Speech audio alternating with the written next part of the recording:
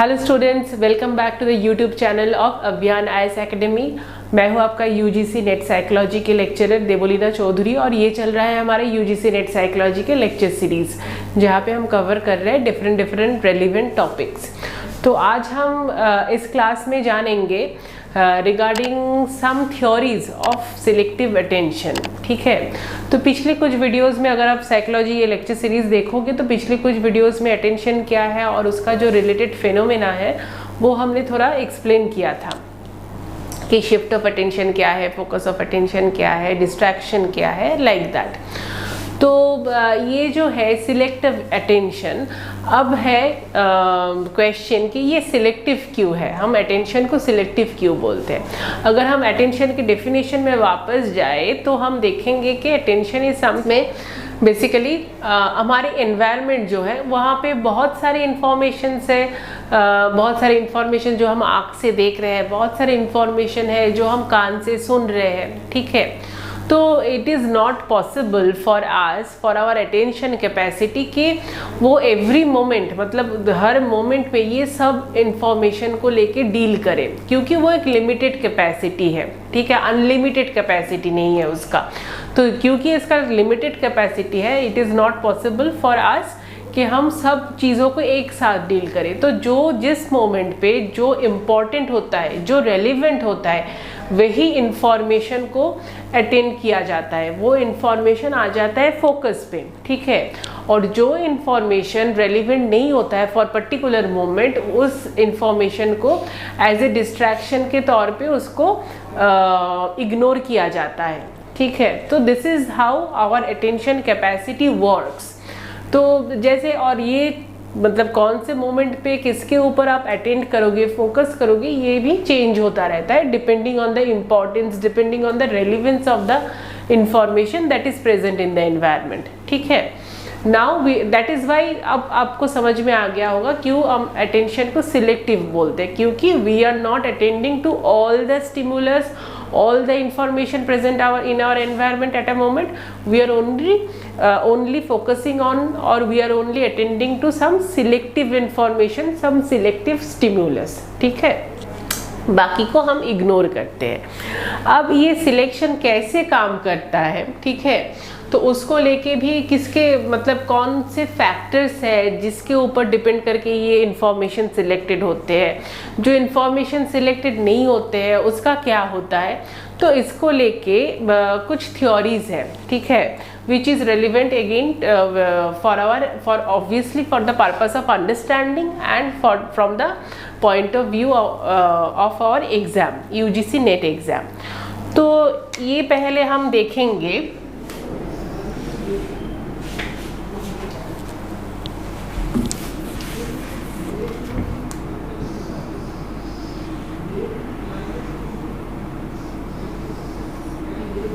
तो इसको अगर एक if you can get a similarity with this picture with a bottle neck, तो attention works like a bottle neck, this capacity works like a bottle neck. कैसे होता है, जैसे कि मानो यहाँ पे सब इंफॉर्मेशन है, all the inputs are here, information बोलो, इनपुट बोलो या तो फिर स्टिमुलस बोलो। ठीक है, एनवायरनमेंट से ये सब है यहाँ पे।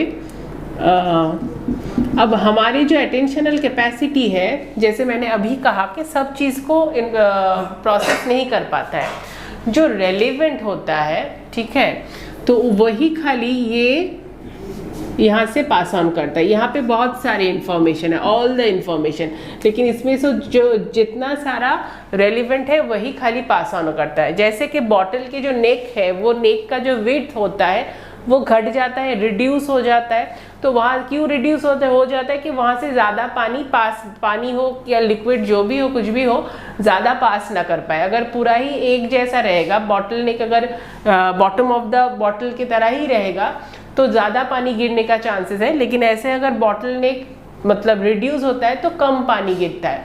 तो यही क्या होता है, ये जो हमारे अटेंशनल कैपेसिटी है, this is like a bottle neck.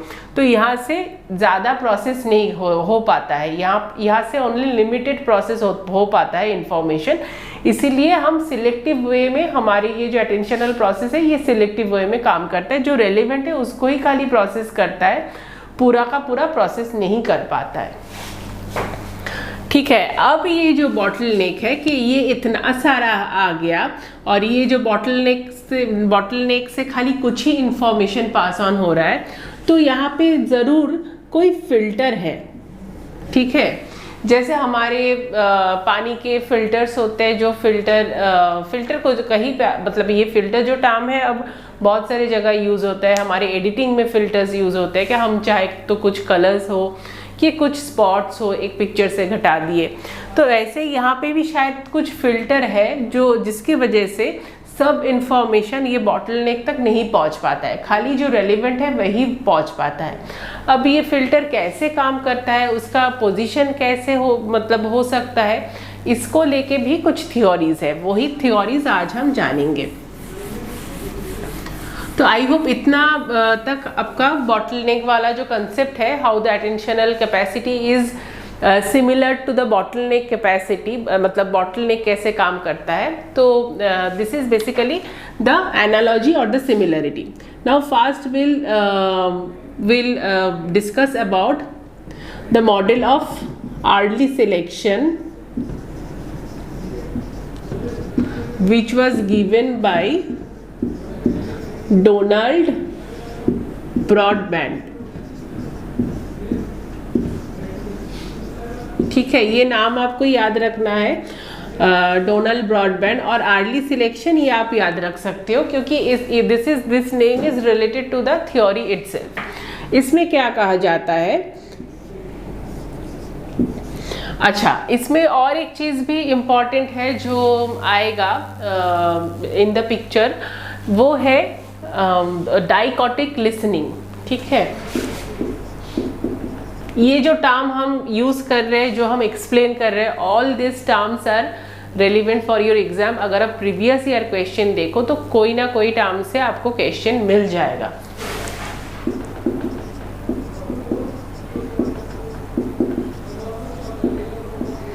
So डाइकोटिक listening का मतलब क्या होता है, डाइकोटिक मतलब दो, यहाँ पे लिसनिंग, सो दोनों कान से सुनना, दोनों कान से अलग अलग चीज़ें सुनना is basically known as dichotic listening. तो इसमें और एक टर्म है जिसको बोला जाता है शैडोइंग।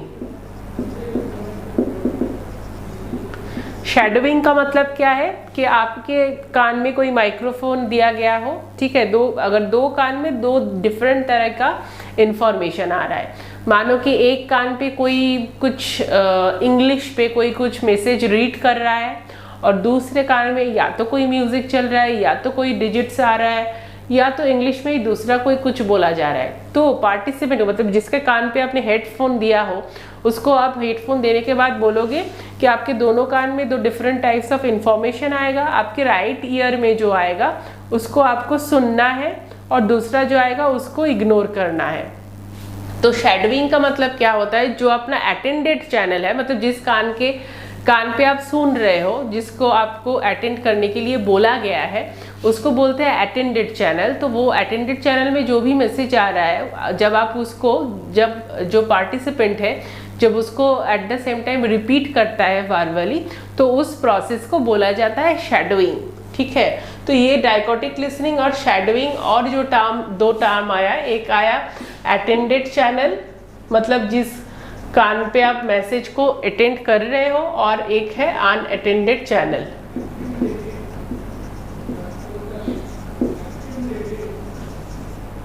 ये टर्म्स है जो आपको याद रखना है for the further understanding of the theories in selective attention. ठीक है, तो ये हम आपको समझ में आ गया होगा। So now I am moving to the next concept. So एक हमने बोला अनअटेंडेड चैनल और एक है अटेंडेड चैनल। ठीक है, तो इसके हिसाब से अगर हम देखें तो ब्रॉडबैंड ने क्या कहा, जो हमारी स्टिमुलस है, all the stimulus from our environment, both from the unattended channel and from the attended channel, वो जा रहा है हमारे कहाँ पे जा रहा है, पहले this is this model is little bit, इसका जो कंपोनेंट है आपको सिमिलरिटी मिलेगा विद द मेमोरी। तो ये जा रहा है पहले सेंसरी रजिस्टर में, जैसे मेमोरी में भी कहा जाता है, this is basically the same component. तो ये जो सेंसरी रजिस्टर है, सेंसरी रजिस्टर जो है इसका कैपेसिटी जो है, कैपेसिटी बहुत ज़्यादा है, लेकिन इसका ड्यूरेशन होता है लिमिटेड, बहुत ही लिमिटेड एंड ब्रीफ होता है। लेकिन कैपेसिटी मतलब कितना मटेरियल ये होल्ड कर सकता है वो बहुत ज़्यादा होता है, लेकिन जो ड्यूरेशन तक वो होल्ड करता है वो ड्यूरेशन बहुत ब्रीफ होता है। ठीक है, तो ये अटेंडेड और अनअटेंडेड चैनल से दोनों ही मैसेज और इनपुट या स्टिमुलस, एनवायरनमेंट से हर तरीके का स्टिमुलस पहले जाता है सेंसरी रजिस्टर में। ठीक है, अब ब्रॉडबैंड ने क्या कहा, ये सेंसरी रजिस्टर में कैसे इंफॉर्मेशन को प्रोसेस करते हैं, इन terms of their physical characteristics.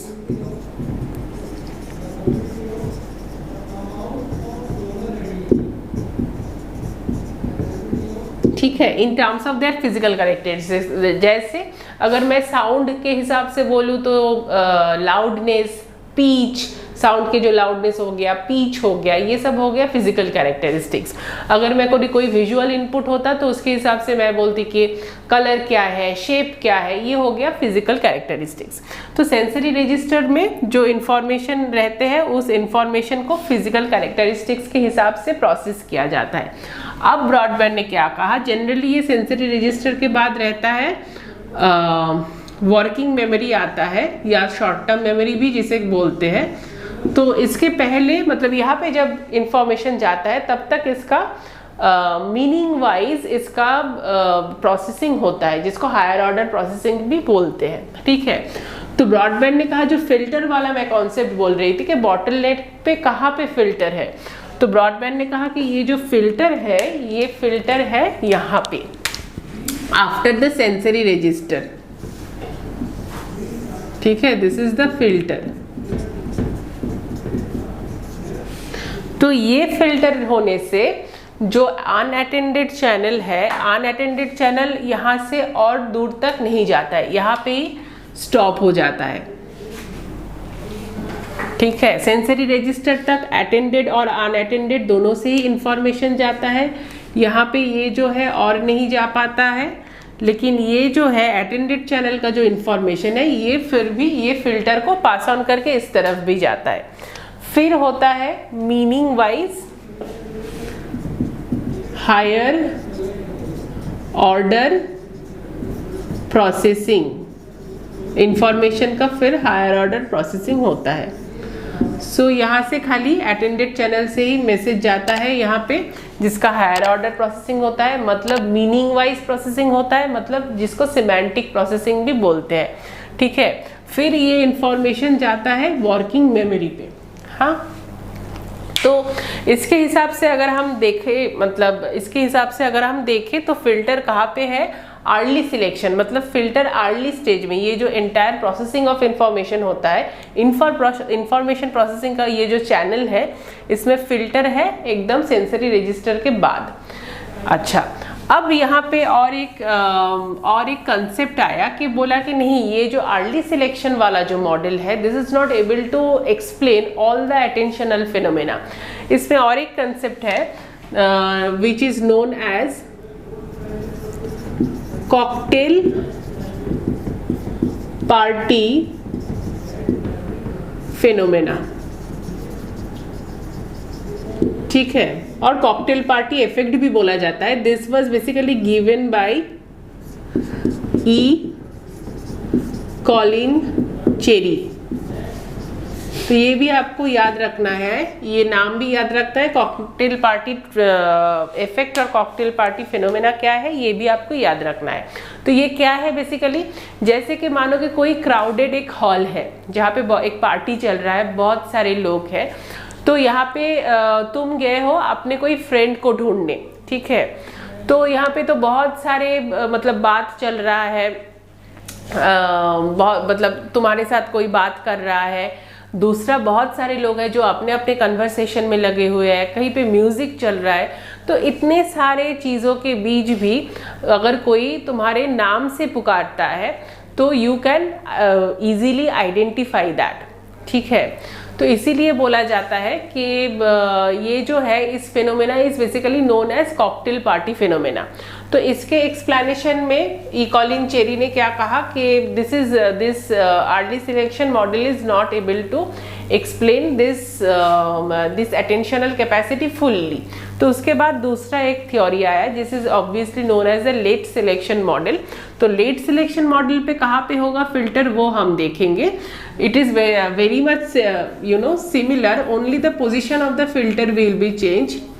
This late selection model was given by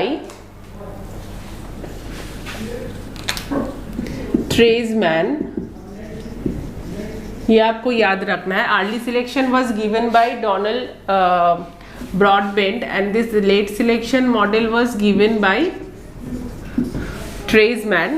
तो ट्रेसमैन ने कहा सिमिलरली उन्होंने कहा कि ये जो अनअटेंडेड एंड अटेंडेड चैनल है यहाँ से स्टिमुलस जा रहे हैं सेंसरी रजिस्टर तक, ठीक है। तो सेंसरी रजिस्टर में सिमिलरली फिजिकल कैरेक्टरिस्टिक्स के हिसाब से जो रजिस्ट्रेशन जो प्रोसेसिंग होता है वो भी हो रहा है, जैसे मैंने कहा loudness and pitch and everything.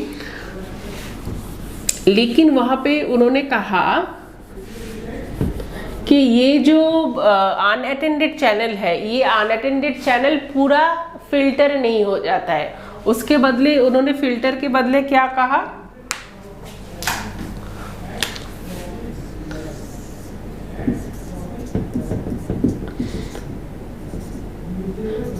अच्छा इसको मैं बाहर लिखती हूँ तो आपको समझने में आसानी होगा। एटेनुएटेड हो जाता है। एटेनुएटेड का मतलब क्या है, एटेनुएटेड और एटेनुएशन इसका मतलब क्या होता है? इसका मतलब जैसे आप आपके पास कोई रेडियो, दो रेडियो चल रहा है, तो दो रेडियो में दो जगह दो चैनल बज रहा है, ठीक है। तो आप क्या कर रहे हो, आप एक टाइम एक ही रेडियो में एक ही चैनल को आप सुन रहे हो, दूसरा रेडियो में जो और एक चैनल है उसका आप वॉल्यूम कम कर दे रहे हो। इसका मतलब ये नहीं कि आप पूरा रेडियो ही ऑफ कर दे रहे हो, ठीक है, आप खाली वॉल्यूम को कम कर दे रहे हो। उसके हिसाब से क्या हो रहा है कि आप मेन जो जिसका वॉल्यूम हाई है वो तो आप सुन ही रहे हो, लेकिन जो वॉल्यूम कम है उसमें भी अगर कोई रेलिवेंट इंफॉर्मेशन हो, कुछ मीनिंग वाइज हो, तो वो प्रोसेस हो जाता है, ठीक है। May be not as clearly as for the attended channel for the higher radio volume, but जो लोअर में भी है वो भी थोड़ा बहुत प्रोसेसिंग हो जाता है। ऐसा नहीं कि जैसे अर्ली सिलेक्शन में कहा जो अनअटेंडेड है वो पूरा ही मिट जाता है after the physical processing in terms of physical characteristics, वो पूरा ही फिल्टर्ड आउट हो जाता है, रिमूव हो जाता है तुम्हारे इंफॉर्मेशन प्रोसेसिंग चैनल से। लेकिन ट्रेसमैन ने कहा कि कुछ रिमूव नहीं होता है, रहता है, एटेनुएटेड कंडीशन में रहता है, ठीक है। जो अटेंडेड चैनल है वो फुल लेंथ में चलता है इंफॉर्मेशन प्रोसेसिंग चैनल में, और जो अनअटेंडेड चैनल का जो इंफॉर्मेशन है या मैसेज है वो एटेनुएटेड कंडीशन में रहता है कि उसका जैसे कि वॉल्यूम रिड्यूस हुआ हो। तो ये जो है अटेंडेड चैनल का ये भी जा रहा है, और एटेनुएटेड का जो है वो भी, मतलब अनअटेंडेड जो मैसेज है वो भी जा रहा है for the higher order processing, that is in terms of meaning, लेकिन वो थोड़ा कम जा रहा है, ठीक है। तो इसीलिए इट इज